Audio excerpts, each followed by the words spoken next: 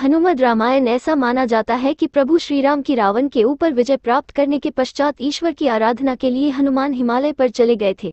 वहां जाकर उन्होंने पर्वत शिलाओं पर अपने नाखून से रामायण की रचना की, जिसमें उन्होंने प्रभु श्रीराम के कर्मों का उल्लेख किया था। कुछ समय उपरांत जब महर्षि वाल्मीकि हनुमान जी को अपने द्वारा रची गई रामायण दिखाने पहुंचे तो उन्होंने हनुमान जी द्वारा रचित रामायण भी देखी। उसे देखकर वाल्मीकि थोड़े निराश हो गए तो हनुमान ने उनसे उनकी निराशा का कारण पूछा तो महर्षि बोले कि उन्होंने कठोर परिश्रम के पश्चात जो रामायण रची है वो हनुमान की रचना के समक्ष कुछ भी नहीं है, अतः आने वाले समय में उनकी रचना उपेक्षित रह जाएगी।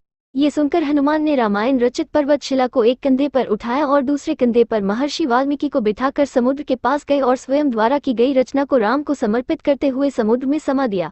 तभी से हनुमान द्वारा रची गई हनुमद रामायण उपलब्ध नहीं है। तदुपरांत महर्षि वाल्मीकि ने कहा कि तुम धन्य हो हनुमान, तुम्हारे जैसा कोई दूसरा नहीं है, और साथ ही उन्होंने ये भी कहा कि वो हनुमान की महिमा का गुणगान करने के लिए एक जन्म और लेंगे।